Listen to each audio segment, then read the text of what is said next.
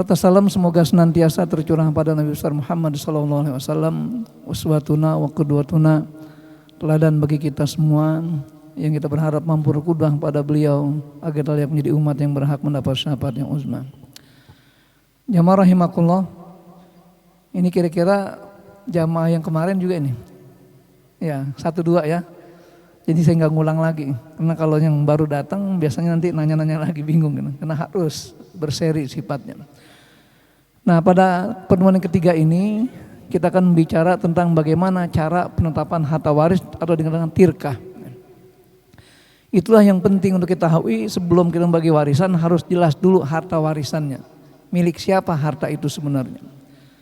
Di awal kita katakan bahwasanya ketika orang itu meninggal dunia, artinya menjadi mayat, maka hartanya milik siapa?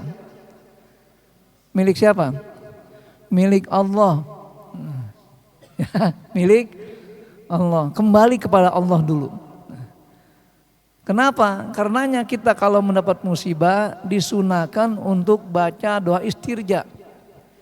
Itu kata-kata inna lillahi wa inna ilaihi rajiun. Kami ini milik Allah dan kami akan kembali kepada Allah. Siapa kami? Semua. Ini titipan Allah semua hidup kita ini. Jasad kita titipan Allah, jiwa kita titipan Allah, harta, anak, keluarga titipan Allah, semuanya akan kembali pada Allah SWT itu. Nah, bagaimana agar harta tersebut jatuh ke tangan ahli waris dengan sah, dengan sempurna? Ikuti hukum Allah. Makanya dalam masalah waris ini Allah yang berwasiat. Dalam An-Nisa ayat 11 Allah katakan apa? A'udzubillahi minasyaitonirrajim. Yusikumullah fi auladikum lidzakari mislu hazil unsayain. Allah yang berwasiat kepada kalian untuk anak-anak kalian. Kenapa yang berwasiat? Karena hakikatnya harta milik Allah.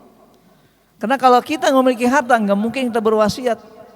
Ya seolah seperti saya misalnya wasiat pada anak saya, jangan dijual gedung ini kalau saya meninggal dunia, apa urusannya? Kenapa? Bukan milik saya.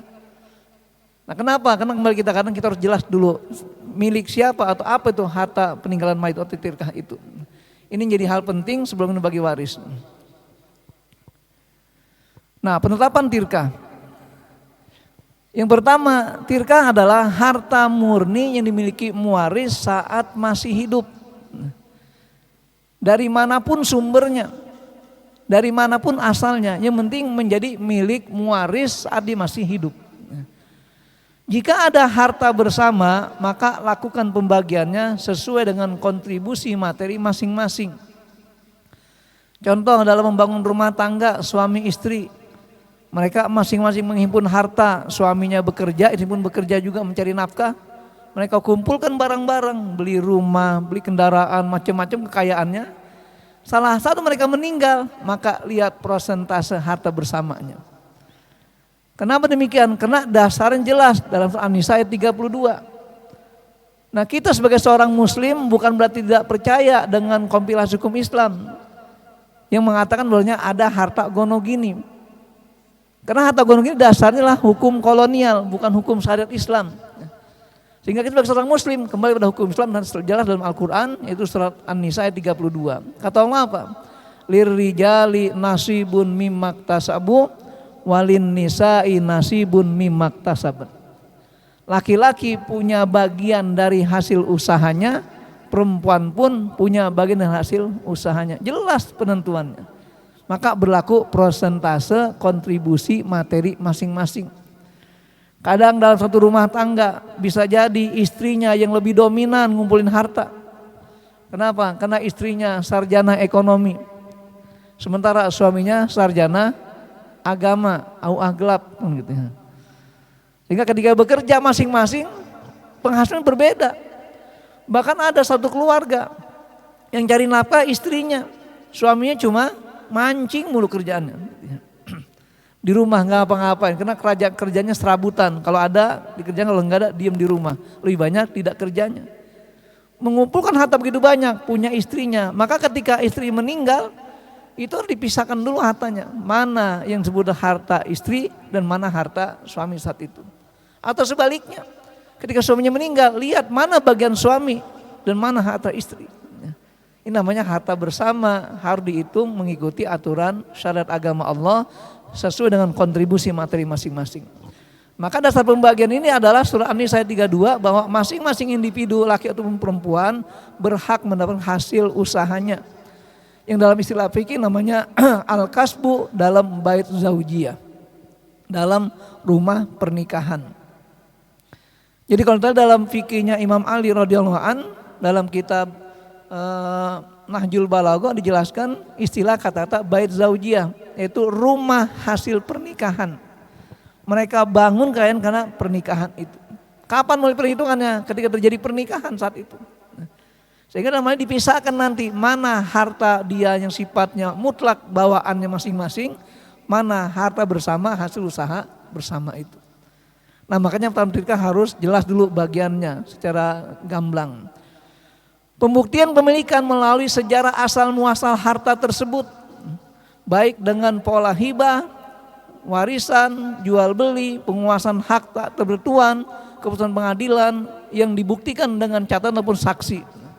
Sehingga dalam hal ini pengatasnamaan terhadap suatu harta tidak identik dengan kepemilikan.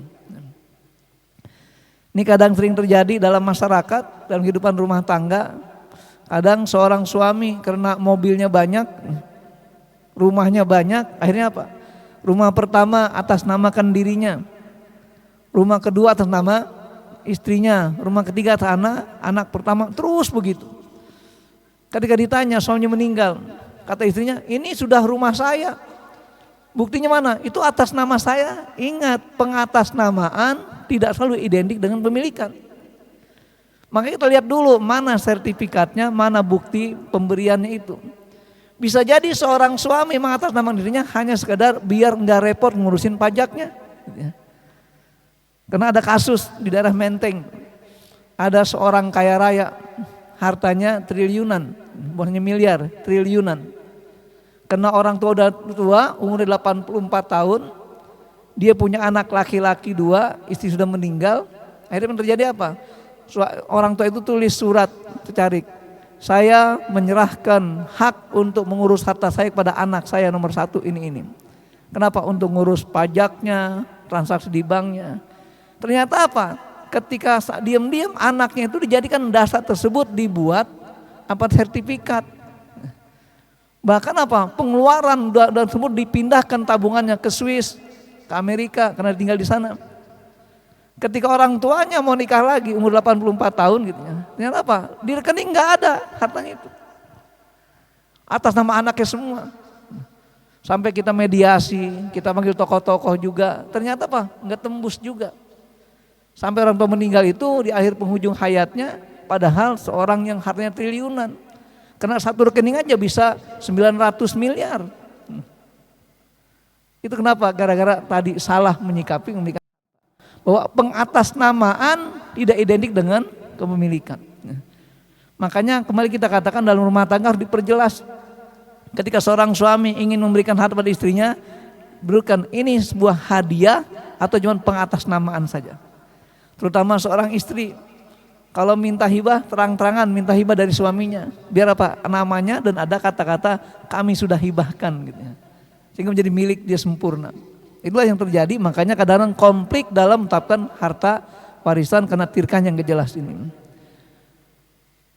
Nah kemudian jika ada pengakuan satu harta tanpa ada bukti, maka hal tersebut dapat diterima melalui sumpah di depan umum sebagai bentuk implementasi dari kaidah usulnya yang mengatakan al-mudda'i bil bayyinah wal munkir alal yamin wal munkir bil yamin.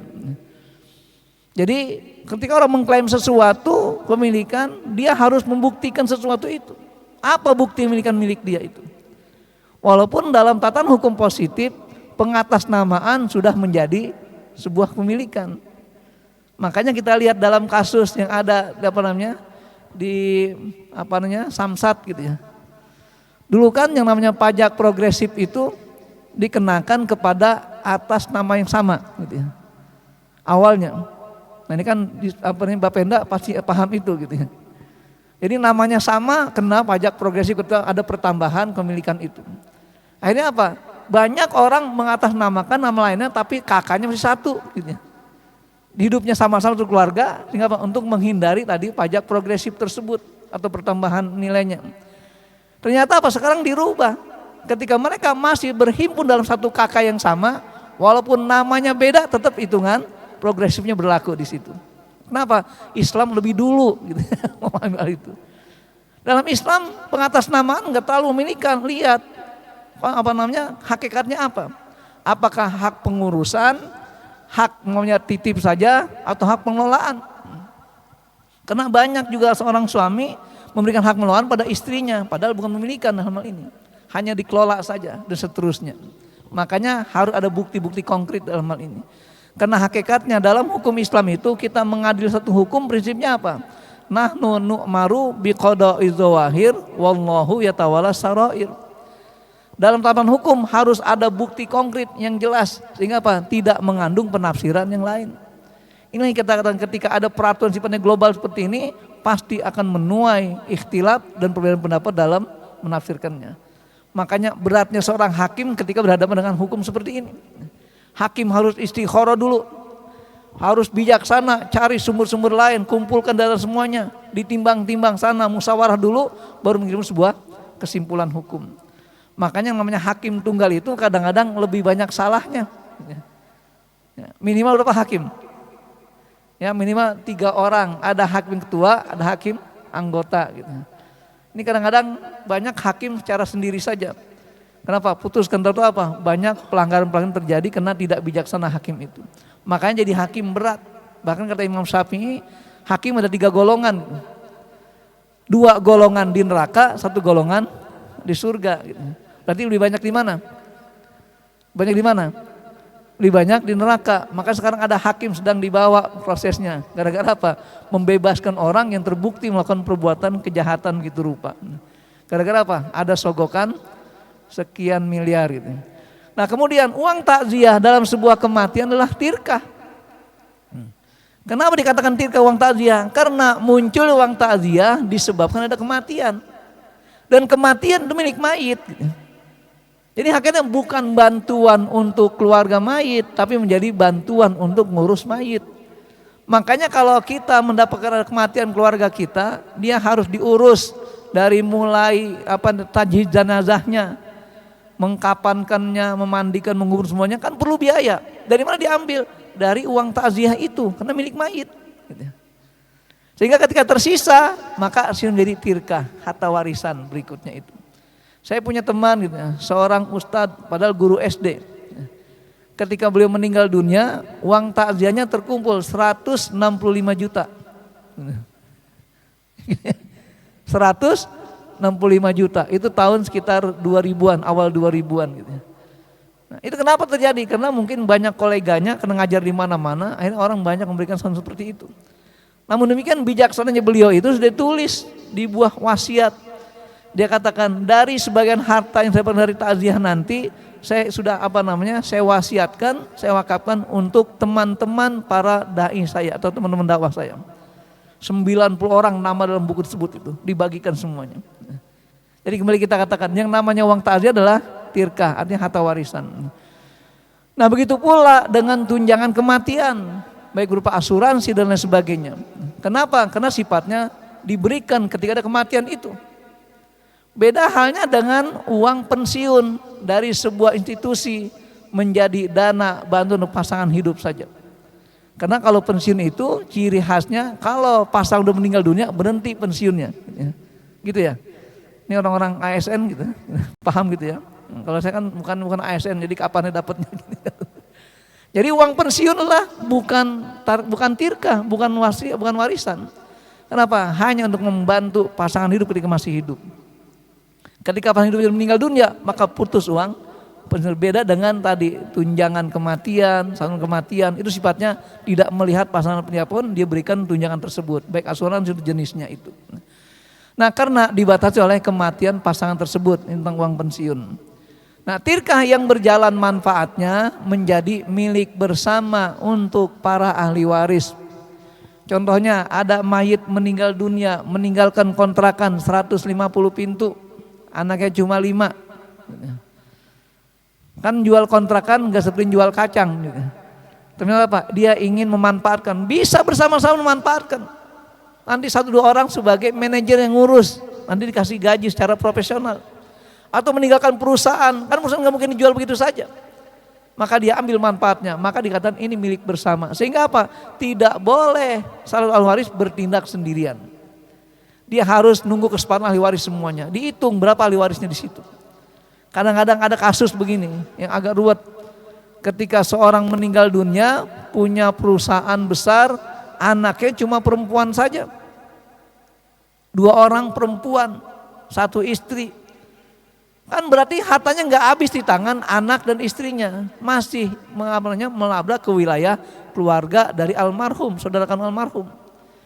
Nah, ini jadi risiko. Kadang-kadang almarhum ini tidak akur dengan saudara kandungnya. Maka untuk mengurus harta seperti ini harus ada mediasi yang cukup masif di situ. Itulah yang terjadi. Bahkan di tempat saya hampir 1 minggu bisa 2 kasus seperti itu. Kita pertemukan semuanya, harus kumpul semuanya. Kenapa? Karena ini milik bersama dalam hal ini sebelum dia bagian masing-masing bagiannya itu. Nah, tirkah harus dikurangi dengan wasiat atau hutang yang dilakukan mewaris saat dia masih hidup dan menjadi tanggung jawab ahli waris secara mutlak. Contohnya, kalau kita ingin nyolatkan jenazah, biasanya MC ataupun keluarga menyampaikan pesan kepada jamaah sekalian. Ini almarhum kalau punya sangkut pautang piutang, maka pada hari ini dihiwalahkan, dialihkan kepada ahli warisnya. Siap, maka mayit sudah putus hubungan dengan hutang itu. Sehingga Pak Rasul pun begitu. Rasul tidak mau sholatkan jenazah kalau masih terlilit hutang. Makanya etikanya kita kalau udah merasa sudah tua, sakit-sakitan, jangan main utang begitu aja. Izin dulu sama anak gitu. Kasih tahu. Sehingga apa? Anak kan tahu nanti, oh bapak saya punya hutang sekian. Ini kadang-kadang sering terjadi karena orang tuanya ya melanglang buana terus, tinggalnya nggak jelas kemana-mana. Maklum seperti Ibnu Battutoh gitu, itu selalu melanglang buana. Terus apa? Di wilayah ini utang, di sana utang, kemari utang. Tahu pas meninggal dunia nggak ada yang tahu itu utang.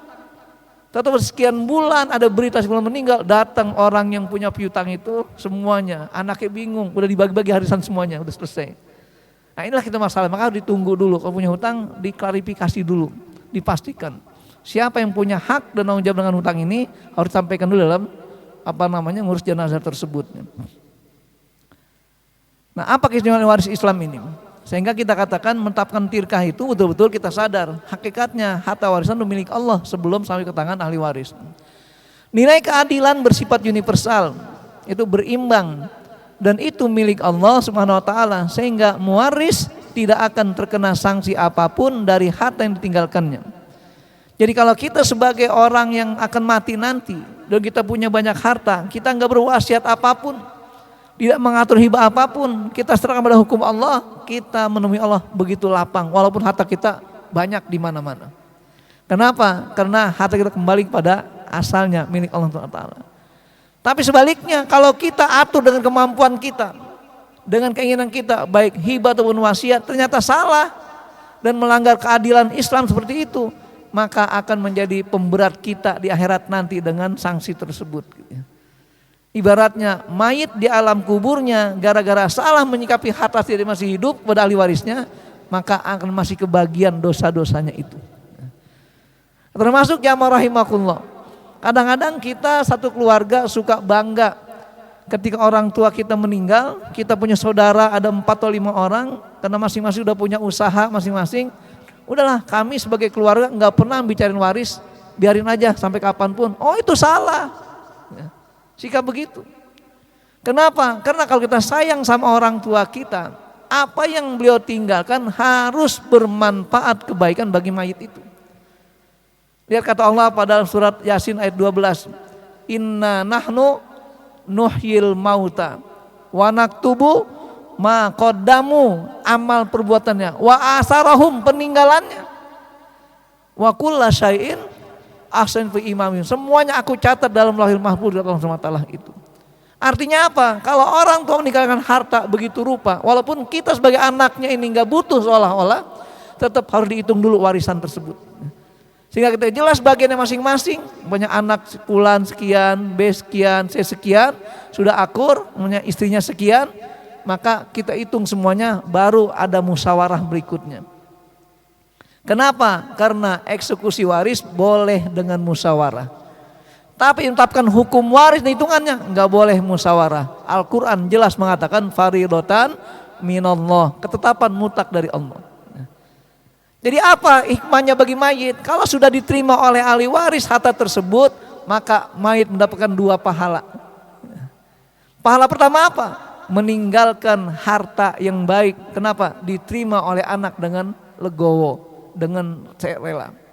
Yang kedua, meninggalkan generasi juga anak yang baik. Kenapa? Yang soleh. Karena anaknya semua menjalankan syariat Islam.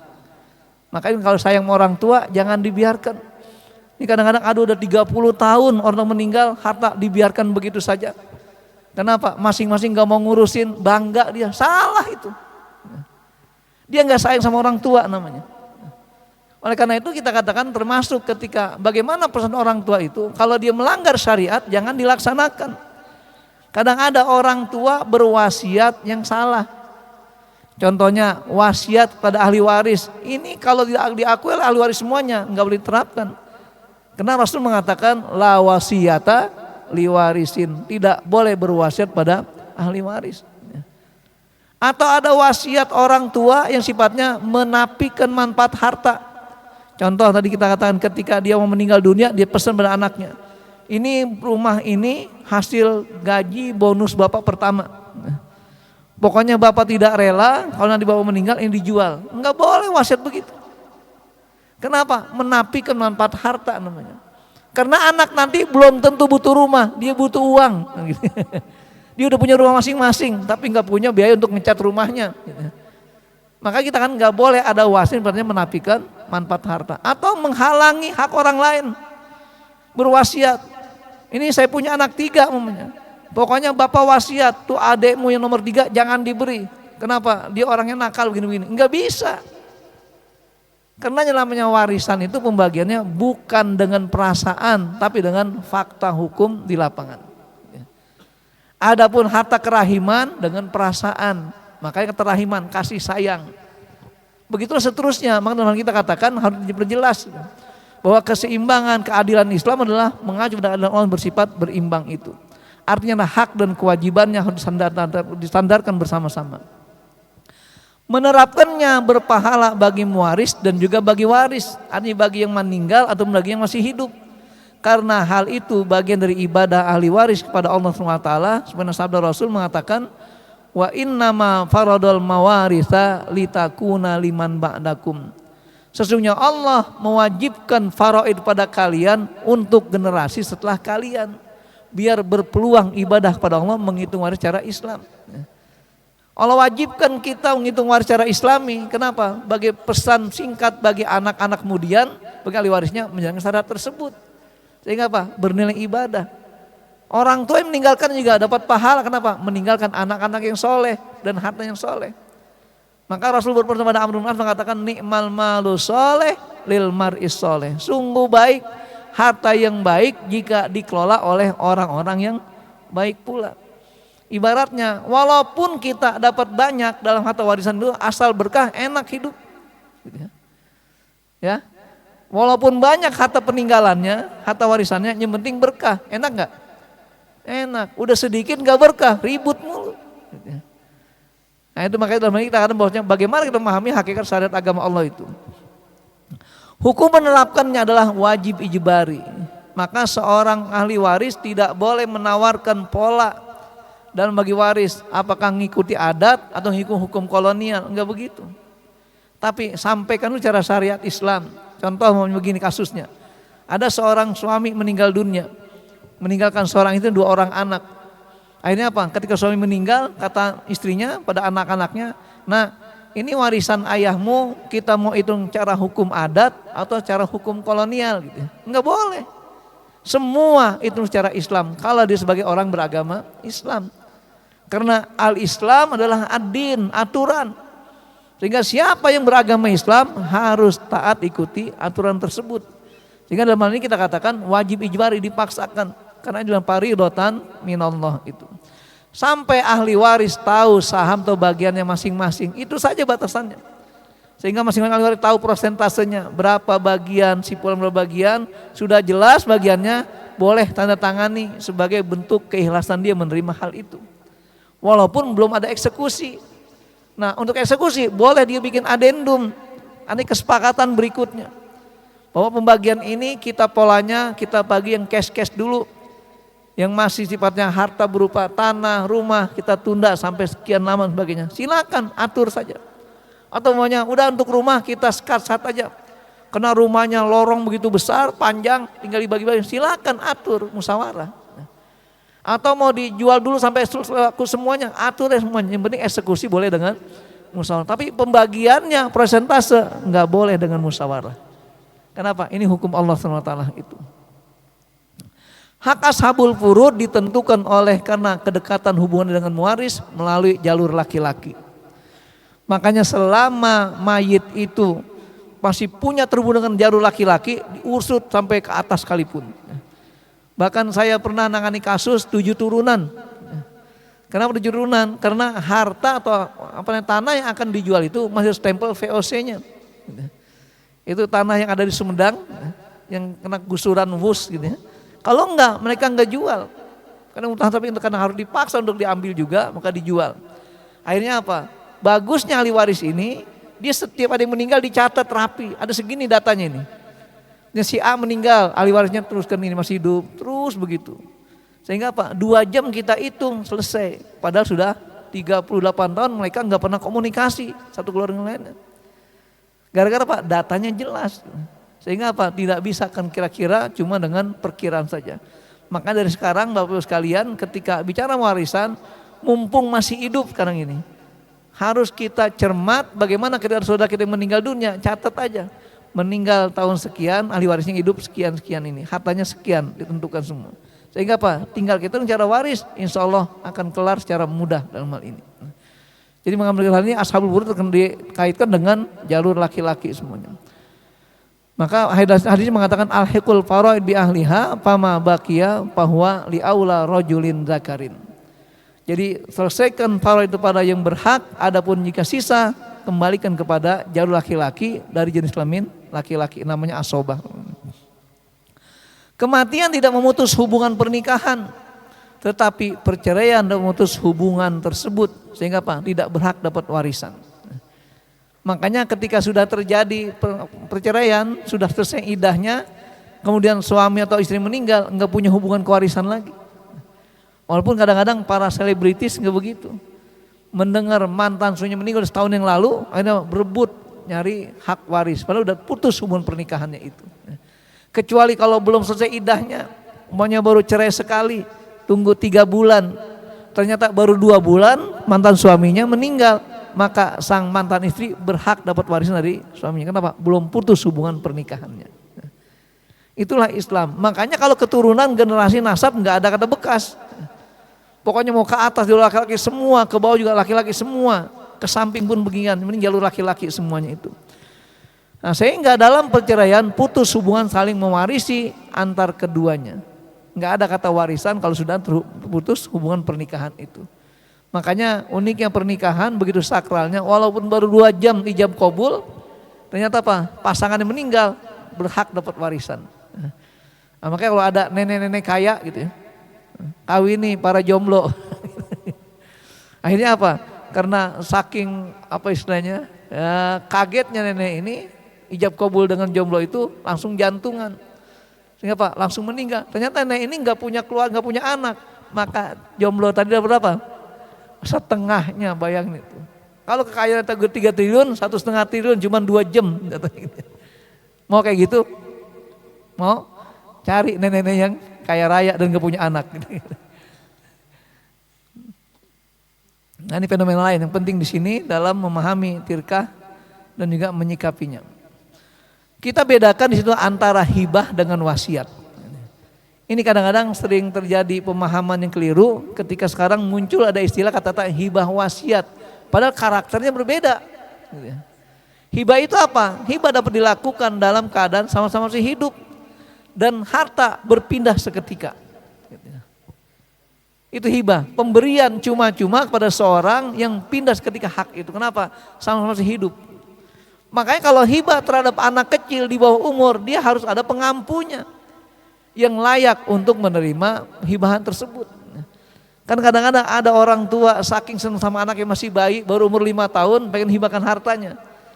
Anak kecil nggak bisa menerima harta itu, dia belum layak untuk menerima transaksi apapun. Maka harus dicari siapa pengampunya, boleh ibunya, boleh kakaknya, boleh siapapun yang diamanahkan untuk mengampu harta tersebut. Makanya hibah sifatnya berbeda-beda cara cash and carry. Kemudian hibah harus berbukti atau dengan saksi agar apa? Tidak konflik di kemudian hari. Ini kadang sering terjadi, seorang istri dapat hibah dari suaminya. Kapan berikannya? Waktu di kamar berdua-duaan. Nah terus kapan diambilnya? Pas suaminya meninggal bingung, ini udah hibahkan, buktinya mana? Kata suami dulu. Ada yang nyaksikan? Enggak ada, udah duaan gitu ya. Makanya perlu ada ketegasan. Karena lagi-lagi hukum dalam Islam itu dilihat dari bukti. Al-mudda'i bil bayyinah. Yang mengklaim harus punya bukti. Kalau dia punya bukti, dia tetap yakin dia boleh bersumpah depan jamaah masjid. Di hari Jumat, sholat Jumat bilang kata imam atau pengurus masjid, setelah Jumat nanti ada di antara saudara kita yang bersumpah untuk menyatakan kepemilikannya. Dia sumpah 4 kali, kalau masih bohong juga 5 kali Allah laknat di tempat. Ini terkait dengan aturan syariat bagaimana untuk memastikan kepemilikan itu. Kemudian konsekuensinya apa hibah? Akan terus berpengaruh bagi mayit. Kenapa? Akibat dari perbuatannya semasa hidup.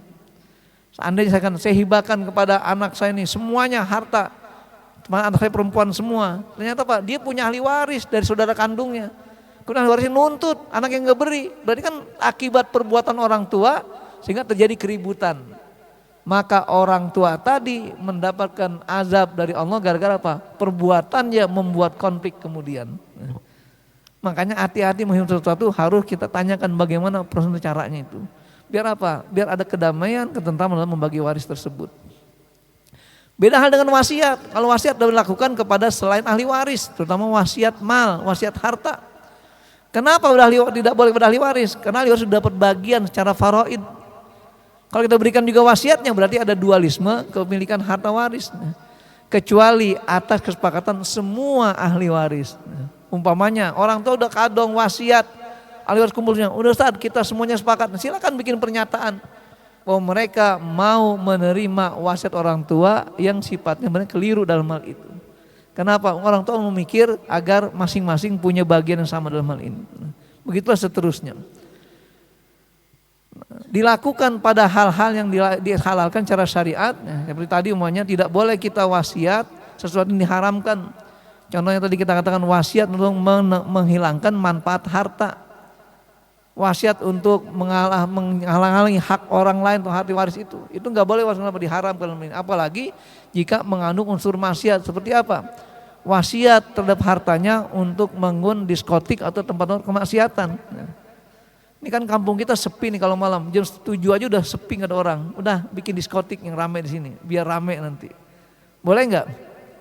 Ya nggak boleh kalau itu maksiat, maka jangan dilaksanakan. Walaupun katanya sayang orang tua, itu salah. Nah, batas maksimal wasiat harta ini adalah 1/3 dari tirkah saja. Beda dengan hibah. Kalau hibah terserah, karena ibaratnya harta lu terserah lu, gitu ya. Itu kalau hibah. Tapi kalau wasiat enggak, sudah masuk kategori hukum Allah. Kenapa? Pemberiannya pasca kematian. Maka bedakan, kalau hibah sama-sama masih hidup, kalau wasiat setelah sudah ada kematian. Ini orang tua dirongrong sama anaknya minta warisan, orang tua masih hidup, bukan warisan namanya. Udah wasiat buat saya ini, orang masih hidup kan untuk wasiatnya. Gitu ya. Kalau mau hibah kan langsung cash and carry, langsung urus suratnya, biar berpindah kepemilikan tersebut. Nah hendaknya wasiat itu disaksikan oleh ahli waris yang lain. Tujuannya apa? Jangan sampai nanti muncul keributan di kemudian hari. Ini terkait dengan bagaimana cara kita menyikapi prinsip-prinsip atau perbedaan dari hibah dengan wasiat ini. Ini dalil-dalilnya ya, sebagai upaya kita memahami bagaimana Islam mengatur perbedaan hibah dengan wasiat. Nggak kebaca ya? Terlalu kecil. Jadi saya bacakan aja nih. An Ibni Amr Ibni As yarfa'anil hadis qala la yahillu lirrajuli ayyutiya atiyatan summa yarji'u fiha. Jadi seseorang laki-laki tidak boleh memberikan sesuatu kemudian dia ambil lagi pemberiannya. Illa alwalidu fi mayuti waladahu, kecuali orang tua memberikan kepada anaknya boleh ditarik ulang. Umpama orang udah kadung memberikan hibah pada anaknya, ternyata apa? Anaknya salah menerapkannya. Orang sedang dibalikin lagi jadi masalah. Tapi nggak berlaku sebaliknya. Kenapa? Karena kalau anak itu memberikan ke orang tua nggak boleh diminta ulang. Tapi kalau orang tua pada anak boleh ambil ulang. Karena akhirnya harta anak milik orang tua hakikatnya. Kemudian dikatakan di sini, ma masalul ladzi yu'ti al-atiyah summa yarji'u fiha kama salil kalbi akala hatta idza syabi'a qa'a summa ada fi qai'atihi. Perumpamaan orang yang memberikan hibah dia minta kembali seperti anjing yang makan muntahnya. Dia makan kenyang, dia muntah, dia makan lagi muntahnya. Berarti borok sikutan kalau bahasa Jermannya. Dia bahasa Depok ya, borok sikutan. Karena yang namanya bisul itu kalau disikut sakit banget. Tahu bisul disikut? Udah bisulan disikut orang, atau sakit gitu ya. Adapun masalah dasar tentang masalah wasiat yang boleh kepada ahli waris, ini dasarnya. Hadis yang kedua. Dikatakan an Abi Umamah qala sami'tu Rasulullah sallallahu alaihi wasallam yaqul innallaha azza wa jalla qad ata kulladzi haqqin haqqah. Sesungguhnya Allah sudah memberikan hak kepada yang berhak. Apa keterangannya? Fala wasiyata liwarisin. Tidak boleh berwasiat kepada ahli waris. Kenapa? Akan terjadi dualisme pemilikan dalam hal ini. Itu singkat saja. Nah ini tentang tahapan di dalam kita memahami pembagian waris. Tahap pertama tetapkan tirkah dulu tadi. Kenapa? Di tirkah inilah banyak masalah. Kemudian diperjelas. Ini kadang-kadang kemarin pada seminar itu tentang tirkah, gitu ya. Seminar nasional yang dilakukan oleh Mahkamah Agung. Gitu. Artinya apa? Mereka ingin melegalkan atau masukkan bahwa yang namanya polis asuransi masuk tirkah atau bukan gitu ya. Kalau tirkah itu kira-kira masuk harta bersama atau tidak, ini pembicaraannya. Sehingga Prof. Amin Suma mengatakan itu tirkah. Kenapa? Itu milik mayit hakikatnya. Karena dia yang melakukan transaksi asuransi tersebut. Gimana kalau maunya dia hanya nitip, maunya dia asuransikan si fulan tapi dengan orang lain yang bayarnya itu, yang jadi perdebatan lagi di situ. Maka dalam fikih muamalat tidak satu pendapat, pasti menunjukkan berbagai macam pendapat. Kenapa? Karena perbedaan cara, pola dan kondisi yang berbeda itu. Tetapkan tirkah dulu. Ketika ada harta bersama, pisahkan harta bersamanya. Langkah kedua, tunaikan segala macam kewajiban mayit saat masih hidup. Seperti apa? Taji jenazah, mengurus jenazah. Jangan sampai urus jenazah diakhirkan. Akhirnya apa? Jenazah nggak ada yang ngurus, siapa yang bungkusnya, nggak ada yang nguburinnya, karena nggak ada dananya. Apalagi sekarang semuanya pakai biaya, walaupun banyak yayasan-yayasan yang akan mengelola hal itu. Itu bagian dari santunan kematian. Wasiatnya tunaikan yang baik tadi, yang benar tadi. Hutangnya juga tunaikan sebelum dibagi warisan. Karena nama harta waris adalah harta bersih telah diputuskan semua hak-hak mayit saat masih hidupnya itu. Sisanya baru menjadi warisan. Setelah tunaikan hak-hak dan kewajiban ini, baru tetapkan ahli warisnya. Siapa saja? Adakah yang terhalang dari hak-hak tersebut? Karena yang namanya hijab dalam warisan menjadi hal yang wajib. Ibnu Taimiyah mengatakan haram hukumnya menghitung warisan kalau enggak paham ilmu hijab.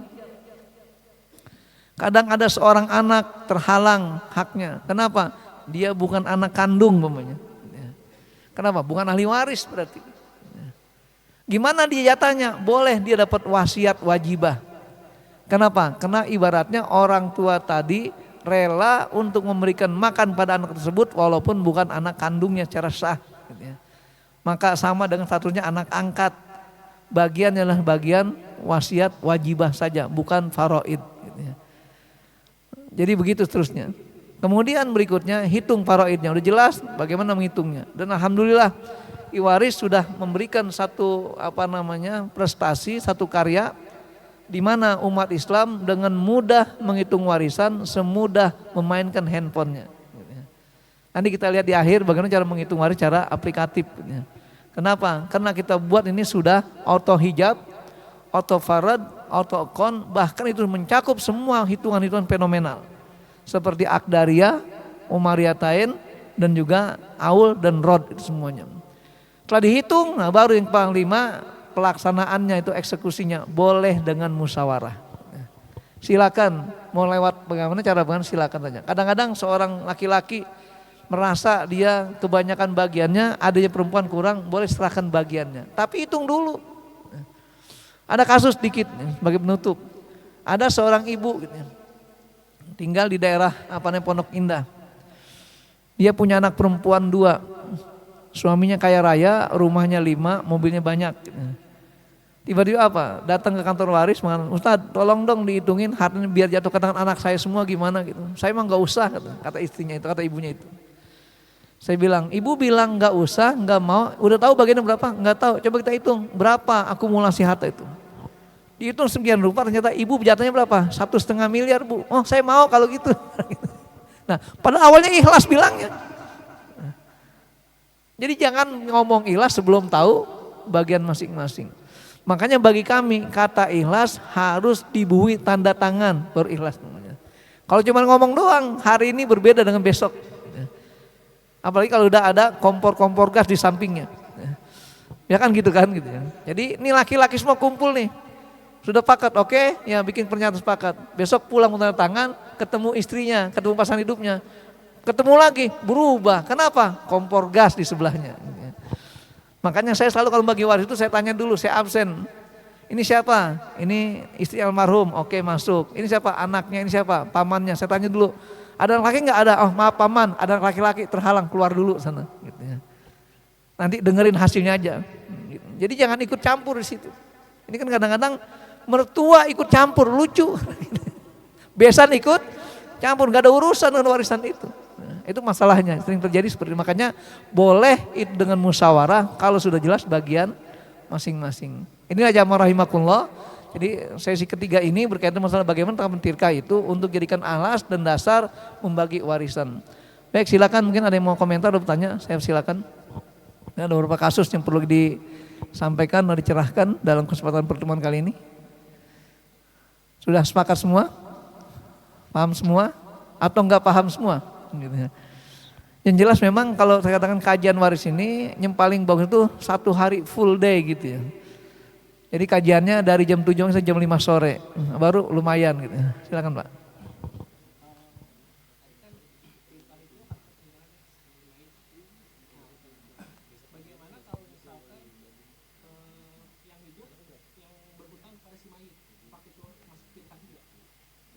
Yang hidup berutang sama mayit. Ya baik, piutang mayit kan. Iya piutang harus diminta. Kenapa? Itu kan bagian dari tirkah juga namanya. Nah, kecuali kalau ahli waris udahlah kita ikhlasin aja, lain lagi masalahnya. Umpamanya udah ditagih nggak dikasih juga, tagih orangnya kabur juga. Ya udah ahli warisnya kumpul gimana? Ini ada piutang punya ayah di tangan orang lain gitu ya. Kalau udah kita sepakat hibahkan aja atau hadiahkan aja, silakan bikin pernyataan. Nah itu mudah-mudahan jadi amal sedekah jariah bagi mayit tersebut gitu. Ada lagi? Cukup ya insyaallah, mudah-mudahan kita sambung lagi dalam kesempatan berikutnya. Masuk nanti mulai pada bagaimana kaidah dan pola penghitungan waris. Ini kita masih prolog tentang bagaimana keistimewaan waris Islam. Nanti mulai dasar-dasar penghitungannya. Tahap 5 baru akan kita contohkan kasus penghitungan dalam warisan tersebut. Nah silakan nanti dipersiapkan kalau punya masalah-masalah kasus.